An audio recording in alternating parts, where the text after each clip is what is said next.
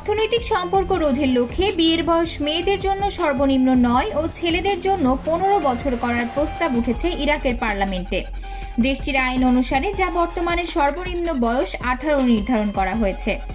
শুক্রবার 9 আগস্ট ভারতীয় গণমাধ্যম এনডিটিভি এই তথ্য প্রকাশ করেন।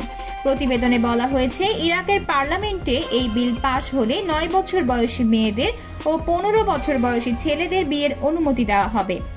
এই দাবিকে কেন্দ্র করে পার্লামেন্টে প্রস্তাবিত এই দাবি নিয়ে দেশজুড়ে বেশ ক্ষোভ ও উদ্বেগের সৃষ্টি হয়েছে।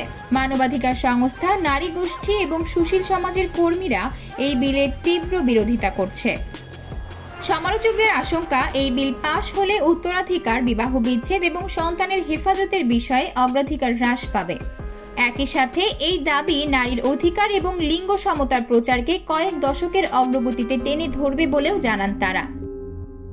ইরাক উইমেন্স নেটওয়ার্কের আমাল কাবাসি এই দাবির বিরোধিতা করে বলেন, সংশোধনীটি রক্ষণশীল সমাজে পারিবারিক সমস্যাগুলির উপর পুরুষের আধিপত্যের জন্য বিশাল সুযোগ প্রদান করবে।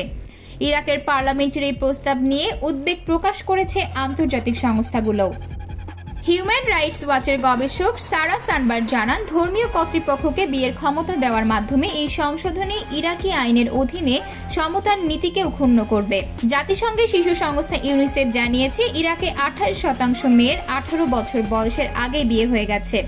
উল্লেখ্য, গত জুলাইয়ের শেষ দিকে আইন প্রণেতাদের আপত্তির কারণে প্রস্তাবিত এই দাবিটি প্রত্যাহার করে নেওয়া হয়েছিল। তবে শিয়াদের সমর্থন লাভের পর 4 আগস্ট পার্লামেন্টে আবারও উত্থাপিত হয় এটি। আতকিয়া মাইমুনা, বার্তা 24।